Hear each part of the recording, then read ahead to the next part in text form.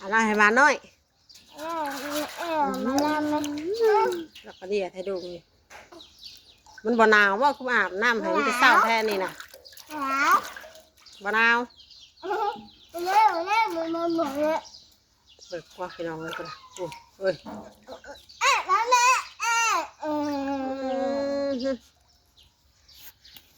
อะไรเอาลงเอาปลาลงวางลงให้มันกินนุ่มแม่นะมันกระเดือกเกินนี่แม่พูดนะหมาเพิ่นจนเปียกก็ยอดใช่หมาแม่ใช่หมาพ่อเด้ตัวใดเสียชิดาปื้นให้พ่อลาบบูไว้ค่ะ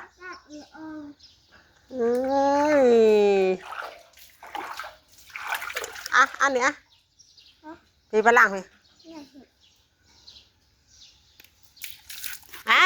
ส่งเปียกเลยฮัน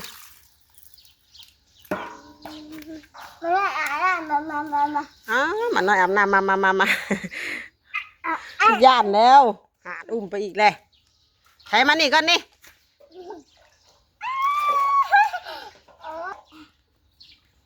ไปลูกเห็ดมันลูกสัตว์บิวตี้เอ้ยน่ะคักขนาดกับหมาหน่อยนะดิดนุดมือก็ได้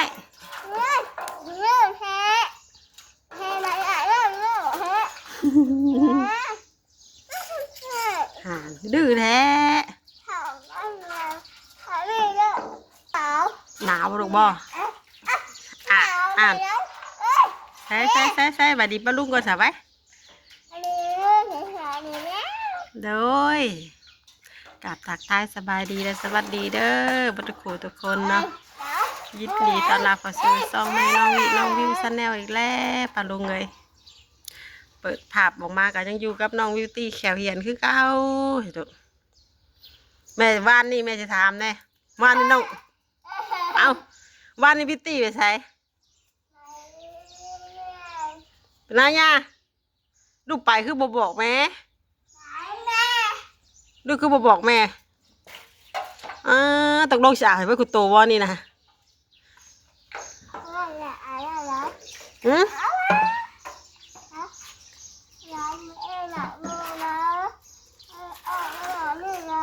หญ้าเป็นหน้าบ่มเนี่ยคือบ่ไปน้ำหญ้าหญ้าไปผู้ไปน้ำหญ้าใส่มันนี่นะย่านแน่หนาวเลยพอแล้วลูกพอแล้วมันบ่อยากอาบเนาะสิบังคับมันยังไงนะ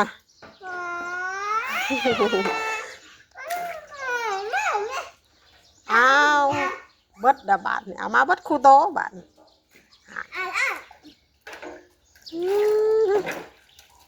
โอ้ยนานไปโตกับแม่จะอาบไปแม่จะอาบไปอาบบ่ละที่ลูกจะอาบบ่ละ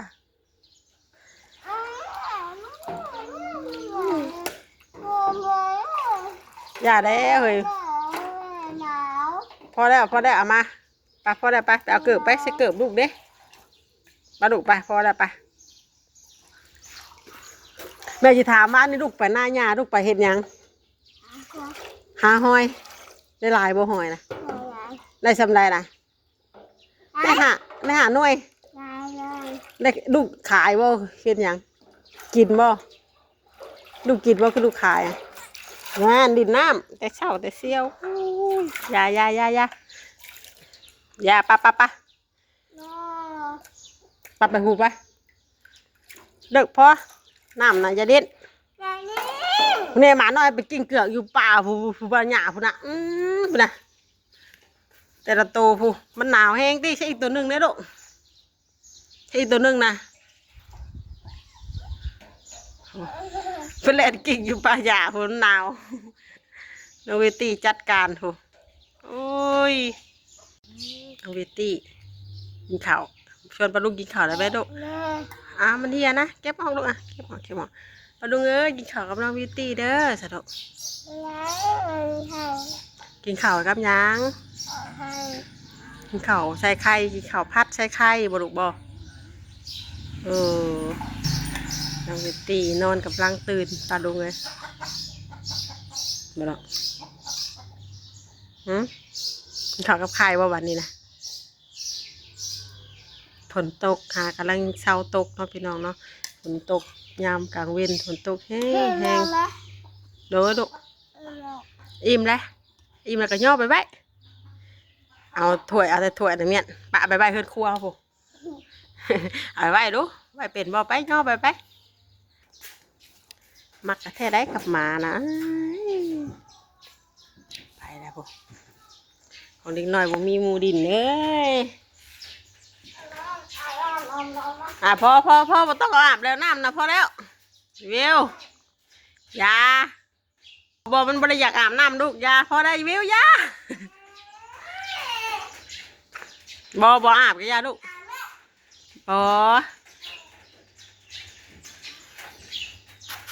ยาบอกฟังยาพอแล้วพอมันหนาวเลยพ่อออกมาลูกพ่อแล้วล่ะพ่อแล้วบอกออกกับยาบอกอาบน้ำมากับยาลูกอาบเด้ลูกอาบแล้วเช้านี้พอแล้วอาบให้มาหน่อยแล้วลูกอาบให้แล้วพอแล้วลูกบอกอาบบอกเฮ็ดนี่ลูกใหญ่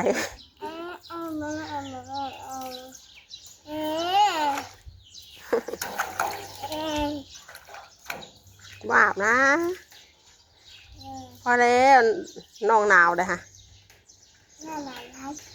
หนาวแล้วน้องหนาวแล้วเป็นยังบ่หนาวเลยสั่นดื้อน่ะพอได้เอาออกลูกออกพอออกแล้วนั่น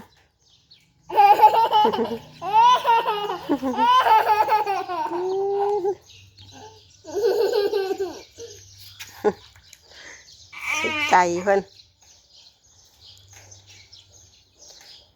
เอาบันนี้ฝนตกเศร้าอะไรพอมาไอเด็ดออกเลยเอาไอดีบันนี้บลุฝนพระถึกจังตื่นนะวิตีนี่พอหยุดบอลูกบอต้องบอกยากอันนี้น้องวิตีนี่ฮะวิตีเอ้ยบอกยากแต่ยาลูกยามหนาวนั่นอาบมาหน่อยยังมันหนาวไปพามาดิน้ำมีปะมีมาแล้วไปแม่จะพามาเบิ่งไปบ่มีไปหน้าว่ามันนี่ไปไม่พามือเบิ่งไปวางลงมานะไปเบิ่งไอ้มีกันเนาะเบี่ยงเมื่อเลย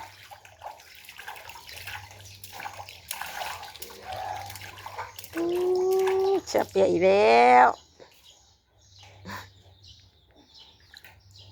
ใช่น่ะเบิ่งด้วยแม่เบิ่งด้วยบ้อง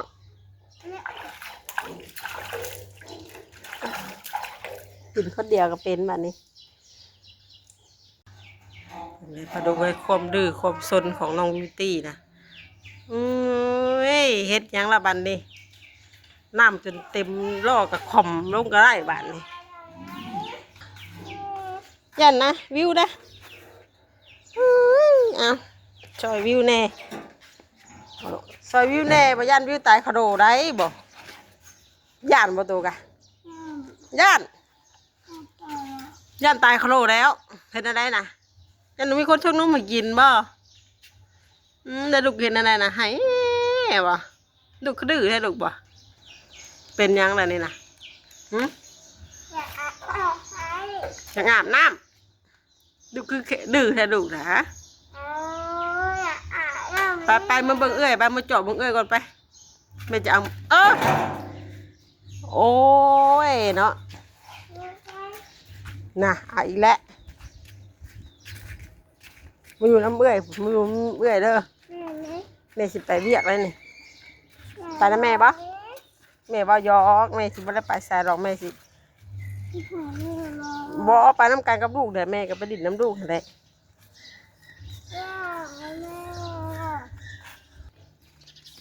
ย่างกดบิดกดเบี้ยวย่างดีๆย่างให้ดีลูกจะเฮือนยาเขาได้ยาเขาอยู่เฮือนอยู่บ่มีน้ำยาก้อนยาอยู่เฮือนอยู่บ่สะดวกใช่อยู่เฮือนอยู่บ่ล่ะมันเป็นคือเงียบแถวมันหลักหนีไปหน้ารับจักวิวยาหนีไปหน้าป้าวิวตีแล้วกี่ขาดอุ้มวิวน่ะมิแต่บ่อยากย่างนะมิแต่ให้ย่าอุ้มนี่น่ะมาแล้วเห็นเอื้อยเพิ่น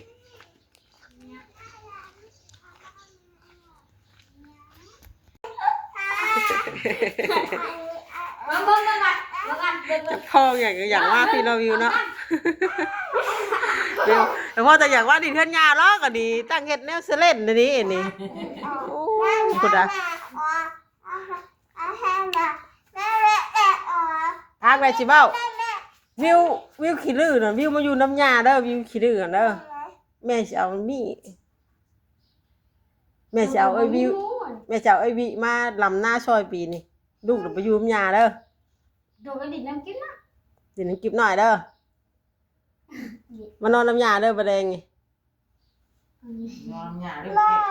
มาเด้อผ่านมานอนน้ำยาเด้อชุดโต2 คนเด้อ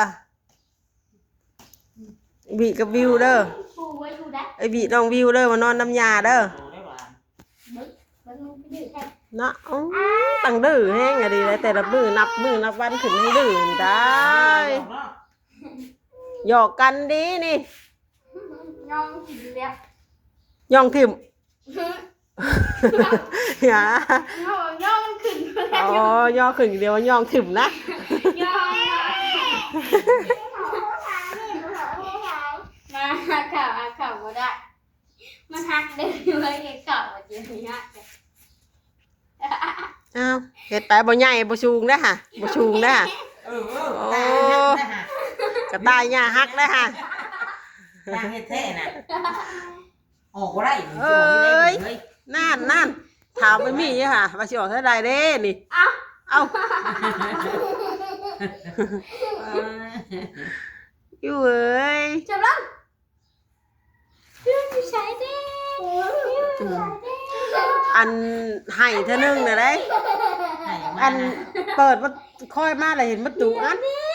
แต่ว่าหญ้าเป็นหน้าเป็นหญ้าตุ้ยแล้วว่ะคุณได้พวกน่ะใช่น้ำยาว่าอยู่ยังบ่ได้กินชีพใช่เพิ่นว่ามีไปใช้หญ้าไปใช้เป็นหน้าแม่ตุ้ยจักว่าเราก็ให้ขึ้นเลยก็ออกบ่ออกบ่วิวออกหน้าตุ้ยได้ออกหน้าวินเนอร์ได้ไปให้ชิวเพิ่นน่ะ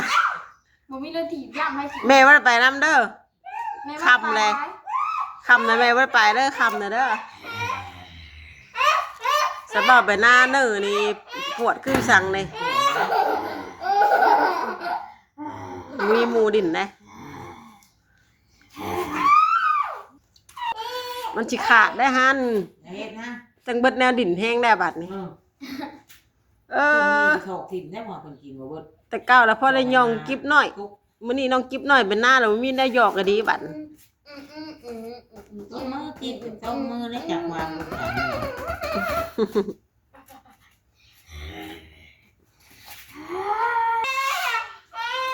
ดินน้ำกันดีๆด้วยมือเอื้อยกับเป็นหน้าป้าได้ฮะวิวมือเอื้อยเป็นหน้าป้าได้ฮะแต่จะเป็นหน้าเอื้อยบ่ออกมาลูกออกมานี่อยู่แม่ไปซื้อเช้านี่เมื่อถอดไข่ยังอยู่เฮือนบริเวณบริจูไพ่บอสถอดดีๆแล้วเอาน้ำมันมาบริถามวิวยิงข่าวกับไข่บ่วิวอยากบ่วิวยังวิวกินน่ะก็มาวิวกินน่ะก็มาเด้อยากกินอยู่ตัวนี้ได้เลยแม่เมื่อป้าไล่บออกจากกระตาจากเถื่อนนี่แม่เมื่อได้เสร็จเด้อออกมาแม่จ้ะ อกมาแม่ เชี่ยวไม่ใช่เด้อ ออกมาไปลูกออกมาแม่ ไม่ แม่เมื่อป้าได้สะ เรียนไหนเลย หึ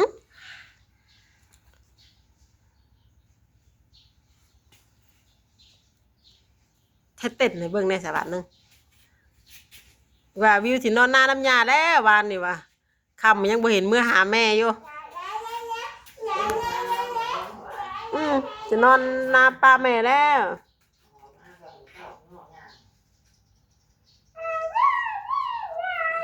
ดำหน้าก่อนวิวไอ้จังไปนอนน้ำยานะแม่ก็บ่ม่วนแล้วเฮือนจะหัวบ่ หัวแน่ตรงน่ะเหงาเหงา เฮือนหัวโดด เวลามันบอกพลาดได้ยุบกับมันพลาด เฮาก็หัวบ่อนอันว่าจอดกระเทิบปีนี้เนี่ยหัวสุดเล็งเลยเฮาก็ เอานางวิวตี ผมไม่ยุ่งแท้นี่เบิ่งไม่มันให้แม่บ่ห้องเพลงอีกครั้งหนึงขนาดนั้นห้องดีห้องดีห้องเพลงเพลงกุหลาบดีๆ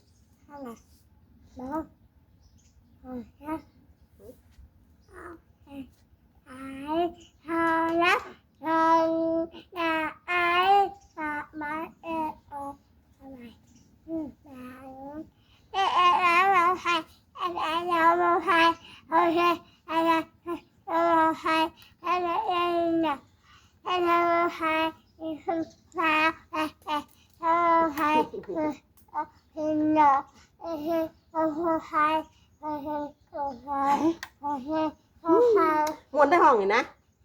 ม่วนแท้บอกปะลุงนะ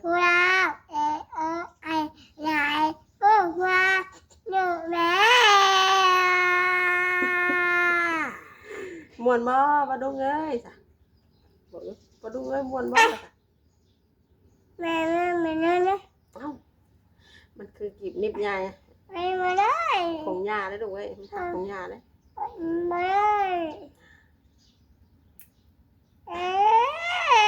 จะได้เห็นไหม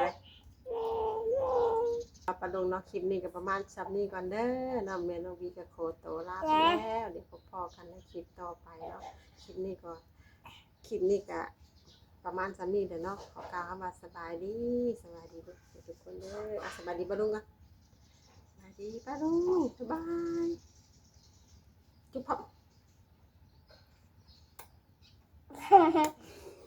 เอ้ยมีใครไหน